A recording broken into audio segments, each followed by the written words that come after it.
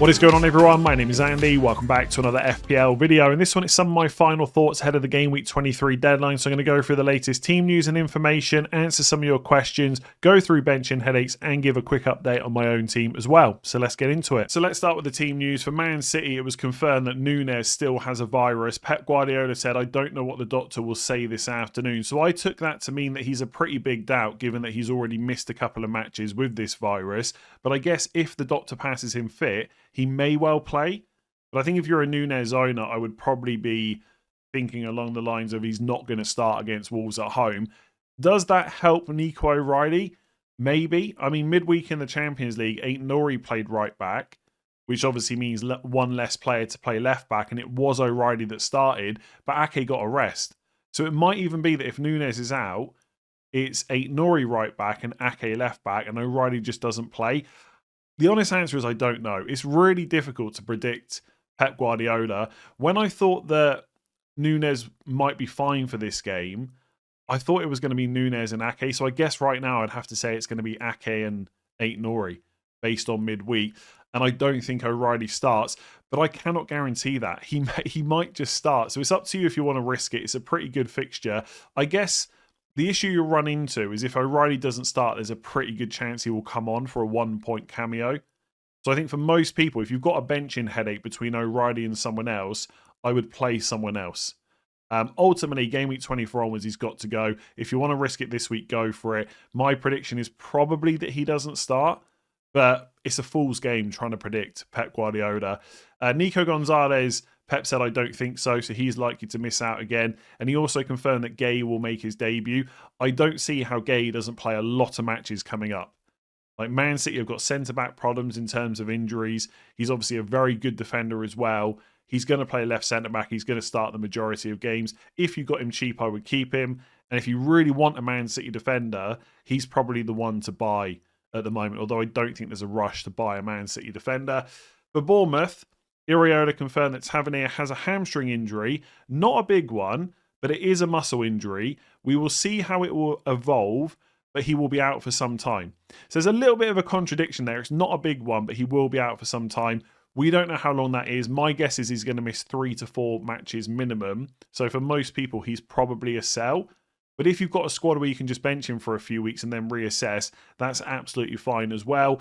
I think Anderson, who's a little bit cheaper, you could look at maybe Harry Wilson, for example. Njai, if you've got a bit more money at 6.2 million. They're all players to consider. If you've got loads of money in the bank or a way to free up money, then going to Bruno Fernandes early is also okay as well.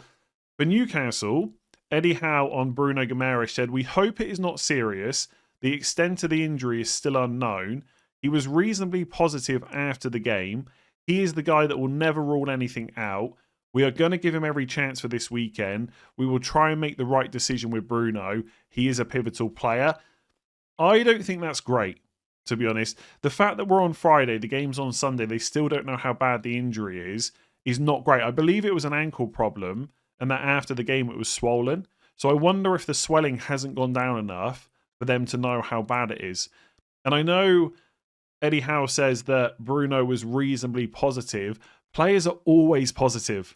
Always. We've seen this so many times before. Player comes out, says he's fine, then he misses out. It's going to be up to the medical staff. My bet is that he's not going to start. They won't risk it. They've got so many matches in January. Like, in some ways, I think there's a chance he will play because he's that kind of player. That if he's in any way able to get on that pitch, he just will. But at the same time, he's so important to them. And they've got so many matches in January. Why risk him? It is against Villa. It's a tough fixture. And obviously that's competition for Champions League places as well. So it is a huge match for Newcastle. My guess is that he doesn't start. But again, I cannot guarantee it. Eddie Howe is not always that forthcoming with information. I will say this. I know people were considering selling him this week. I said earlier on in the week that I would keep him for this week, then get rid of him in 24. If you were one of those people that was already considering selling, then I guess this pushes you into doing that move. So if you were considering Bruno Guimaraes to Enzo or Rodgers or Bruno Fernandes, and you're going to make that move anyway next week, and you got a free transfer, I would just do it now. And then probably less important information for a lot of people, but Minte, Fabian Hertzler, Didn't say he was injured, but he did confirm he's unable to play 90 minutes right now. So I guess his minutes will be a little bit lower than what they were earlier on the season. Just for any of you that have held on to him, he probably just needs to go at some point, I would say. So for West Ham, just in case there's anyone still out there clinging on to hope that Paquetá might start this week, it doesn't look like it's going to happen. Nuno confirmed that he won't be in the squad. I think he mentioned the back issue that apparently he's got, but let's be honest, it's because he wants to leave the club. So if you've got Paquetá, he's a sell. He's going to miss Sunderland, and then the next game is against Chelsea anyway, and after that, he might not be in London anymore. For Leeds, Goodmanson missed training and is a doubt for game week 23. Stack returned to partial training and is also a doubt. Now, I don't really have any insight into whether I think they might play or not because there's not a huge amount to go on, but I would say if you're in a position where you really want to roll a transfer or you don't want to take a hit and you've got one or both of these players, I probably would just risk it because they're only doubts. They haven't been ruled out or anything like that. If they're integral to your plans this week that one of them starts, maybe you have to make another move if you've got a spare transfer. But I suspect there are some people out there with both of these players in their squad. I think in that case, I'd probably just risk that one starts. For Crystal Palace, Glasner confirmed that Mateta hasn't put in a transfer request. Those rumours were going around over the last couple of days, and he said he will play against Chelsea. So if you've got him, absolutely you could keep him. I would not buy him. The transfer window is still open for another, I think, 9 or 10 days. There's so many rumours that he wants to leave the club. He won't sign a new contract, or the club won't give him the contract that he wants. There's just a chance he leaves in January. I'm sure Palace will do everything to make sure that doesn't happen, but he might leave if the price is right. So I would not put him into your FPL team right now. Wait until the January transfer window is shut. On Chelsea, Rossignol said that Palmer is in a good place and joined training today. I realised, by the way, that training is spelt incorrectly. I thought I updated that. Let me just see if I can do it here. There you go. I've updated it. Otherwise, I get loads of comments that I've spelt it wrong. Is in a good place and joined training today. We will check how he joins training. So I guess that just means see how he does in training. I think basically that he's being managed at the moment, right? And that's why he missed out midweek. I'm pretty sure he's going to start against Crystal Palace this weekend, but I probably wouldn't go there unless, I don't know, you're sat there with loads of money in the bank and you've got a player that's injured. You need to get rid of him. You really want to take a punt on Palmer. In that specific scenario, maybe do it. For everyone else, I would just wait. Wait and see how he does against Palace. Wait and see what the minutes are like midweek and just see how much he's going to be managed going forward. It might be that he hasn't played the last couple of midweeks because he's being saved for the Premier League. But coming up, and this is the problem with him, and you need a bit more certainty for the price that he costs, in my opinion. The game in 25 is on a Saturday. The game in 26 is on Tuesday.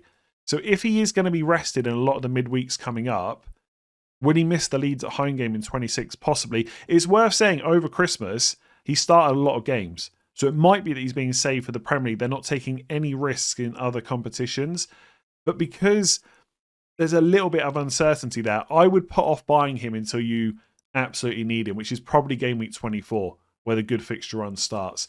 On Jorgensen, the scan came back positive. Not available for Palace, might be for Napoli. So I guess there is some competition there for Sanchez, but my bet is that Sanchez will probably just continue playing, so I wouldn't really worry about it too much. So just quickly on Spurs, David Ornstein tweeted this morning to say that there's talks between Liverpool and Spurs about Spurs buying Andy Robertson. So there is a chance he's going to move clubs. I don't think that really changes anything from an FPL point of view. I just wanted to mention it because there's rumours going around at the moment. Presumably, Liverpool will either bring in another left-back or maybe recall Tsimikas from loan. Either way, Kirkes will be first choice. I think Robertson will probably get some decent minutes at Spurs, but nobody should be buying him right now. For Everton, Moyes confirmed that Dewsbury Hall and Branthwaite are back in first-team training. So from a Michael Keane point of view, he's probably just not getting back into the team now after that suspension. Doesn't mean you have to sell him this week. If you can bench him and then reassess later, that's fine too. On Dewsbury Hall, he's only 4.9 million. He was pretty good before he got injured. I just don't know if he goes straight back into the team after a hamstring problem.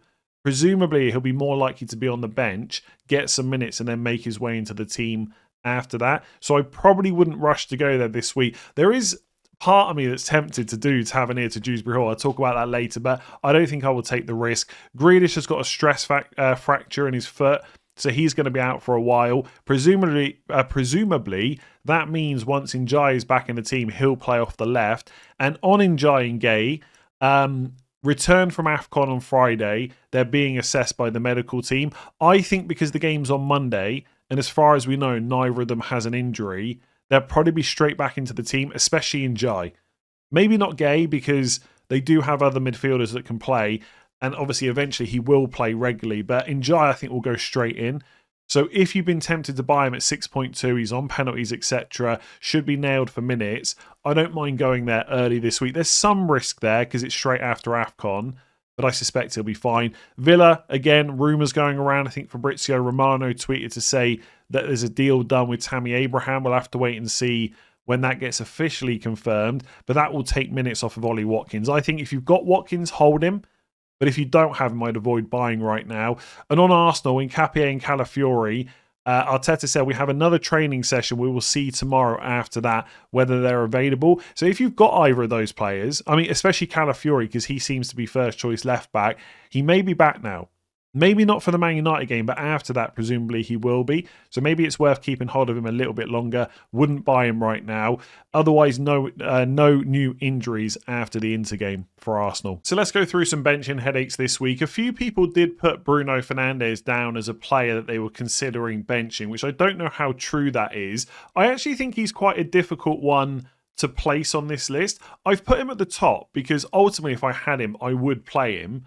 But as an example, if I had Anthony Gordon, I wouldn't bring Fernandes in just to bench Gordon. I don't think he's that much better. But if you've got him, surely you're playing him. And also, I suspect a lot of people with Bruno this week actually brought him into their teams this week as well. So you've got to play him if you did that. So I've put Bruno at the top, even though it's a really difficult fixture. Then I've gone for Gordon against Aston Villa at home. I think he will start. He's still on penalties. It's a home fixture. He has been super frustrating for people. But if you've got him, I would play him quite highly up this week. Then maybe look to get rid of him 24 onwards.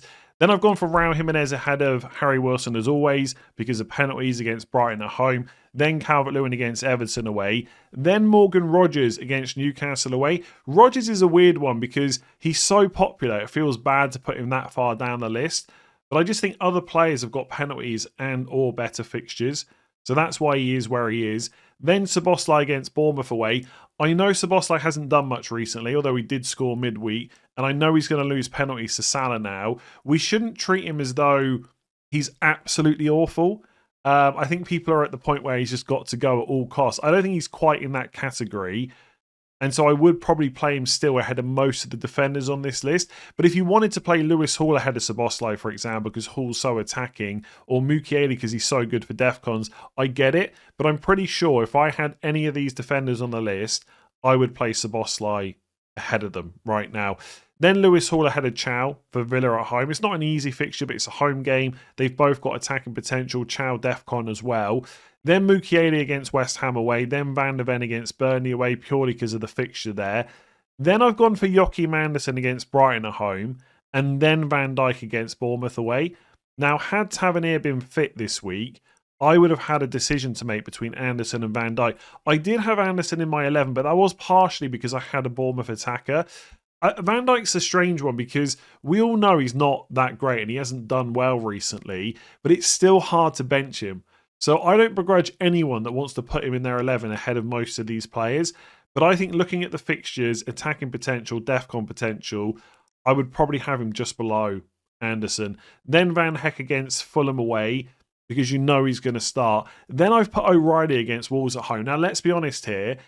If we knew O'Reilly was definitely starting, he'd be miles up this list. He'd probably be ahead of Szoboszlai, and I even think you can make a case to put him ahead of Rodgers. But because I'm so unsure, I've had to put him lower down. If you're more sure than me, bump him up ahead of every other defender and maybe some of those attackers. Then I've gone for Cash against Newcastle away. Arguably, you should have him ahead of O'Reilly as well. But Newcastle away is not a great fixture for a clean sheet. So I'd maybe risk O'Reilly in that case. Then Cunha against Arsenal away, because I don't think he'll start. And then Núñez against Wolves at home, because I don't think he'll start either. So let's get into some of your questions. What is your final verdict on Foden to Bruno for game week 23? Bruno is fixture proof, in excellent form, plays number 10 now, plays 90 minutes, has penalties and set pieces, plays once a week, high DEFCON potential, and his price keeps rising, whilst Foden is almost the complete opposite. Now, let's be honest with ourselves. If you frame a question like that, you've already made your decision. We all know, if you haven't already done it, you're going to do Foden to Bruno before the deadline. Your mind is already made up. And for anyone else that's in that position watching this, just make the move. If you're looking for someone to say it's okay, I'll tell you now, it's okay to make the move. All right, so just do it, especially if you're going to get priced out soon. Because even if Foden doesn't go down and Bruno doesn't go up tonight, it's very likely it will just happen tomorrow anyway, or Sunday night. Either way, you're going to have to make that move early if you're going to get priced out soon. So no issues if that's the reason you're doing it. My opinion on it, as someone that has Foden and hasn't brought Bruno yet, if we don't get any new information later on today on Friday or tomorrow, I just don't see me making the move. I might get to the deadline tomorrow and decide I want to do it, but I probably won't because I think Foden will start. And if he's going to start, Wolves at home is better than Arsenal away, like much better. Arsenal away is the most difficult fixture any team will play all season. Like in your question, you said Bruno is fixture proof. I always think saying that players are fixture proof is kind of nonsense. Like it doesn't really mean anything. Because when I challenge someone on it, they just say they can get returns in any game. That's any player, right? If Njai was playing Arsenal away, it's possible he could get a return. But to me, fixture proof just doesn't mean anything. Like there are some fixtures that are easier than others. So can Bruno get something against Arsenal away? Of course he can. In the same way Foden can get something against Wolves at home. But if you were choosing fixtures, you wouldn't choose Arsenal away. Like it is really tough. So yes, his form's been good. It wouldn't be a surprise if he comes out of this game and his form doesn't look quite so good because he's playing the best defence in the world, not just the league. So I probably won't do it. Probably. Because I think Foden will start. And that's all there is to it. And I know lots of people, and I mean lots, are super afraid that Foden could get benched. And it's possible, right? This is the headache with owning Man City players. A slight dip in form or anything like that, and all of a sudden you get very scared about a benching. But ultimately, he's started every game since game week 4. He's pretty important to that Man City team. I just don't necessarily see him coming out of it for Wolves at home. Like, yes, he's had some early subs recently, but he still continued to start. The rumours last week apparently going around were that he was ill before the game. He still started against Man United. He had some issues with his hand, straight back into the lineup in the Champions League. I think basically, because Bruno is going up in price and because he's just got a 10-pointer and looked very good in Carrick's first game with a back 4, people are even more negative on Foden's minutes than they would be. And I'm not saying that there's no signal here, right? Players going up in price, you have to factor that in. You may well get priced out. The fact that Man City haven't been great recently might mean that Pep makes changes. It could be Foden. I'm not saying that people's thoughts on this aren't valid, but let's be real. If Fernandes are blanked, no, people wouldn't be as negative about Foden's minutes. They'd be looking at it saying, well, he has started every game since game week 4. So I haven't really changed my opinion. I'm still probably not going to do it, but I think it's perfectly valid if you want to do it, especially if you're going to get priced out. Because from next week, Bruno's going to be in everyone's teams, and everyone that still owns Foden is probably going to sell him. So what do you think about Mohamed Salah as a pick? So he's back from African Cup of Nations now, but not only is he back, but he was also straight back into the Liverpool 11 for their Champions League game midweek. So that's a positive sign that all the tension between him and Slot has maybe been put to one side, and he is going to be used quite regularly. The problem is, because of everything that happened before AFCON, I can't sit here and say, go for it, he's absolutely nailed. He might not be anymore. There might be times where he's subbed a little bit earlier or the odd game where he's not played. Now, I find that hard to believe, but I also found it hard to believe that he would be benched a month or 2 ago, and it happened. I was also finding it hard to believe that he'd be benched 2 games in a row, and he was. So you can't sit here and say he's nailed on penalties, etc., because that might not be the case anymore. For that reason, personally, I would wait. I know we're all sat there saying there's not really anywhere to spend your money, so why not go and get Salah? But 14 million is not that easy to just put into your squad. And I think because it's an away game this week, then it's Newcastle and City at home, you can just wait and see what happens over the next few fixtures. Does he continually start? Does he continue to get good minutes? And how does he and the Liverpool team look? Because they're not scoring a huge amount of goals recently. So I think game week 26 is probably where I would come back for Liverpool players. And but after saying what I've just said, I've still got that part in my brain saying, what are you on about? Like, as if Salah's going to get benched. But we have to acknowledge it's happened. So it may well happen again. And the idea of selling Haaland for Salah right now, I think it's a bit too early. We're going to talk about Haaland in a second. I get that people have got concerns about him as well, but I think that move could wait. There's a lot of stuff going on right now. Game week 24 has been earmarked by a lot of people, including me, as an important game week. Fernandes coming in. You might want Rodgers, Mbeumo, Chalobah, etc. Is the right time to move funds around so you can get Salah in? Probably not. And look, he might do well against Bournemouth. They got their own problems. But would I be in a rush to get him before Newcastle and City at home? Not necessarily for that price. I need to see something from him now. Not necessarily a ton of goals and assists, but I need to see really good performances and the minutes. Because I just can't trust him as much as I used to with what happened before AFCON. So I have no doubts that he will be much better now than he was before. But actually, I say no doubts. I guess I've got slight doubts. I'm sure there will be an improvement. I don't think he'll be as bad as he was before AFCON, but let's wait and see. So a few people ask similar questions to this. Is it time to consider going without Erling Haaland? I don't think it's crazy to have it as a consideration in the back of your mind. And if you're absolutely sure he's not going to start against Wolves at home, you definitely could consider selling him. But I'm pretty confident that he will start. Therefore, I think he's the best captain this week. Therefore, I can't see any reason to sell him in 23. So I guess for most people, if you're going to do it, give yourself at least another week to think about it and maybe do it before Spurs away in 24 or Liverpool away in 25. Slightly tougher fixtures than what they've got this week. I think the problem for me selling Erling Haaland right now is you kind of need two reasons to do it. Or one of two reasons, right? One is there has to be something worth spending the money on. And I've just spoken about Salah. I think, again, you can start to consider him, but I don't think it's right. Sorry, I don't think right now is the time to go for him. Saka, I don't think many people want to bring him in right now because of the points he's been getting recently. Cole Palmer, there's, some train of thought just go for it because the fixtures are great, but also there's the injury concerns there as well. So there's not really anywhere to spend the money. So then the second reason would be, well, don't worry about money and stuff like that. Just get a different forward who's performing. Who is that forward? Honestly, what forward is there out there where you can justify selling Haaland not needing the money? Watkins? Well, apparently they're going to sign Tammy Abraham. Mateta, apparently he wants to leave. Jarrod Bowen, I don't think anyone wants to go there right now. Thiago's good, but he's not Erling Haaland. And again, Ekitike's pretty good right now, as long as he continues playing, which he should, because there's no other forward to play number 9 there. But again, he's not Haaland. So has Haaland fallen off so much where there's a need to just sell him without factoring in what you need the money for? No. And there's not really anything you need the money for. So I wouldn't be looking to get rid of him. He's not played well. Pepper said he's exhausted. Is that true, or is he just trying to protect him because he's not done well recently? Who knows? Would it be a surprise if he scores twice against Wolves? Would it be a surprise if he scores against Spurs? No.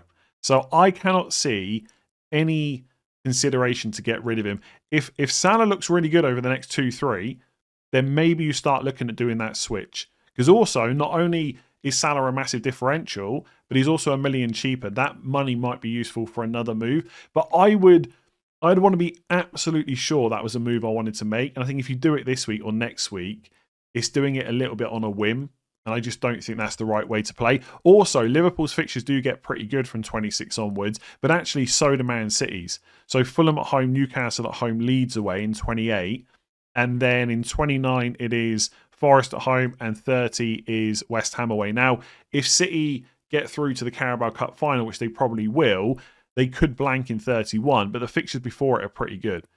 So yeah, you can take Haaland on with someone like Salah if you want to, I just don't think I will be doing that this week specifically. So I'm just going to go through some final thoughts for my own team ahead of tomorrow's deadline. As it stands, I've got 2 free transfers and 2 million in the bank. So there is a little bit of flexibility there in terms of if I want to upgrade some players and stuff like that.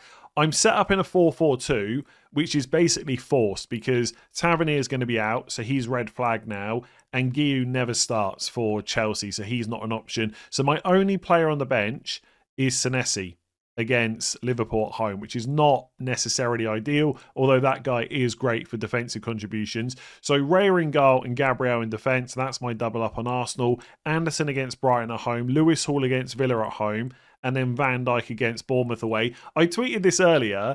There is a little part of me, I've got to make a confession, there's actually kind of happy that I've been forced to play Van Dijk because of the Tavernier injury. Before that, I was going to play 3-5-2 and probably bench Van Dijk. But I'm kind of a little bit happy that I've got to play him because everyone hates him so much as an FPL pick right now. He's a differential. He could go and get a clean sheet in that game. He may well get defensive contributions. I just don't think he's absolutely terrible. I think he's just about fine or okay. And obviously, I'm not literally forced to play him. I could make a transfer. But I don't think it's worth making a move just to bench Van Dijk. So I'm just going to play him, and I kind of like it. Szoboszlai, Bournemouth away, Foden, Wolves at home, Saka, Man United at home, Enzo, Palace away. And then up front, Thiago Forest at home, Haaland captain against Wolves at home. I'm probably going to roll, as I said yesterday. I know a lot of people find that very boring. They want me to make transfers, but until I see an opportunity, I don't really think there's a need to do one. And also, when you're having a good season, which I am right now, it's difficult to change your style of play. Like if it's working, why change it? So that's kind of going through my mind as well. But ultimately, the bigger reason, forgetting about rank and stuff like that, I don't really know where is worth using 2 transfers. I think Foden will start, and I may well be wrong about that. I might change my mind by the deadline tomorrow. People might put enough doubt in my mind to sell him. But if I think he starts, I prefer him to Bruno Fernandes. And I know Foden's probably going to go down in price before I make that move, and Fernandes will go up. But I've got 2 million in the bank. So it's not really a major concern.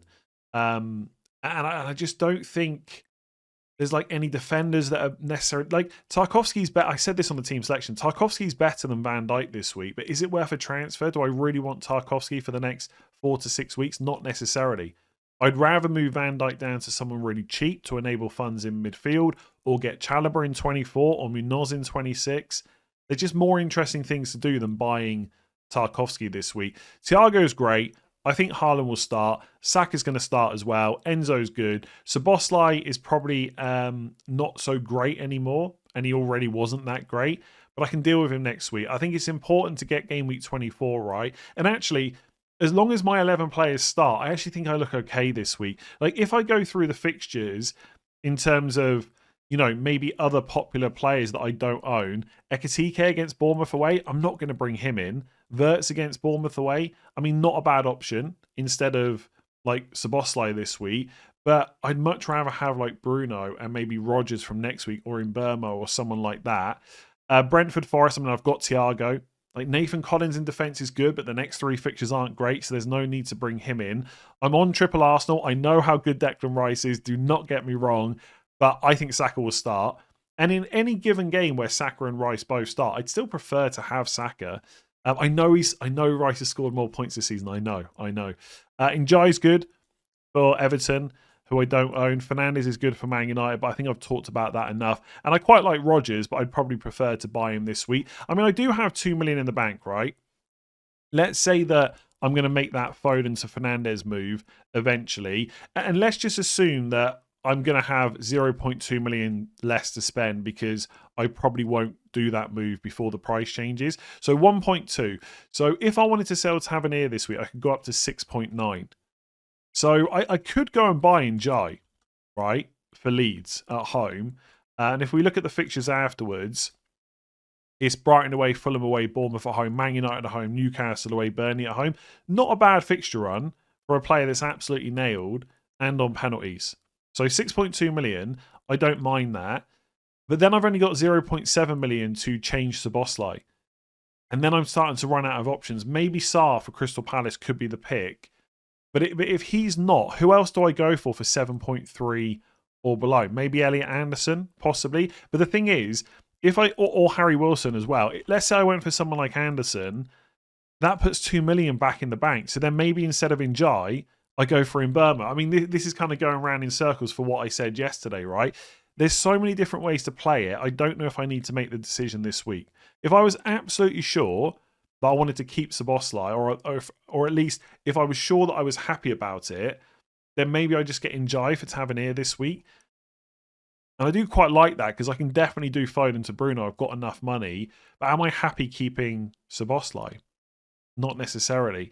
If things go my way in terms of price changes, I might be able to deal with Tavernier, Szoboszlai, and Foden in 3 moves next week. I don't think that's going to happen because I think Fernandes will go up, etc. But maybe Mbeumo gets subbed on the 70 minutes against Arsenal again, and maybe he's a good pick, but he's not going to play 90 every week, and maybe for that reason I don't buy him. Maybe I make a different choice. Maybe next week I go for Szoboszlai, Foden, and Tavernier, Fernandes, Rodgers, and then a 5.8. So it wouldn't be Harry Wilson, but maybe Anderson just comes in. And maybe for now, I just leave my defence alone. Maybe I sell Lewis Hall or Van Dijk. I think the general point I think I've made all week is I'm not quite sure which way I want to go. And I'm not sure enough that my team is bad this week. So I might as well just roll and hope for the best. Like, I know people find rolling boring, but when you can roll up to 5 free transfers, it's almost never a bad option. Because anything you miss out on this week might be gained next week. All it takes is 1 or 2 injuries next week for key players that everyone's talking about as essential from game week 24. And all of a sudden, the players you need to bring in change. So I'm happy enough with my team. It could be a disaster. Van Dijk concedes again. Foden doesn't start. Szoboszlai is just rubbish with no penalties. It could be awful, but the chances are it'll probably be okay. And I would absolutely take a grey arrow right now or a very small red one going into next week with 3 free transfers. If I have an awful week and I double my rank and I'm back outside the top 10k, okay, not so good, but I think I'm all right. I think all of my players start unless a new injury crops up that we don't know about. And I think going into a wild card week for a lot of people with 3 free transfers is a really strong position to be in. And my intention still, without dragging this video on too much longer, my intention is still to not wildcard in 24. I much prefer to wait until later on. I don't think wildcard 24 is bad, by the way. I'm just not sure how good a late wildcard is. And for that reason, I'd rather be cautious and wait for more blank and double info. So, long way to say, there's lots of options. The option I'm going to take is rolling. Next week, there'll be some big moves. I'm looking forward to it. Make sure to give the video a like if you enjoyed it. Hit that subscribe button. Join me at 9 a.m. tomorrow morning UK time for the deadline stream, and I'll see some of you there. Good luck this week. Just really quickly, by the way, because I know I said earlier on in the video that I would talk about Dewsbury Hall. I could potentially bring Dewsbury Hall in for Tavernier, because that would definitely leave me enough money to do the Mbeumo and Fernandes moves.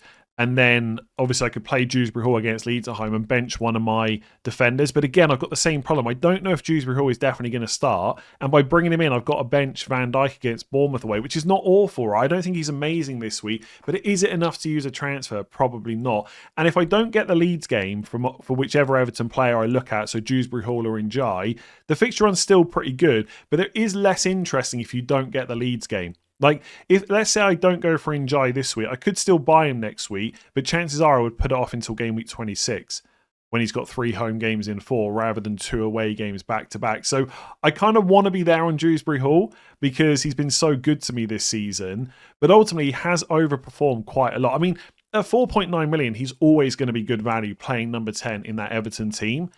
But I don't, again, think there's a rush to do anything this week. And I know people love making transfers. It's the most exciting part of the game outside of the points, but I can just make them next week instead. And I'm kind of okay with that. I might even make some early transfers next week, depending on how things go over the weekend with price changes and stuff like that. Let's see. Anyway, give it a like, hit subscribe. I'll definitely catch you tomorrow.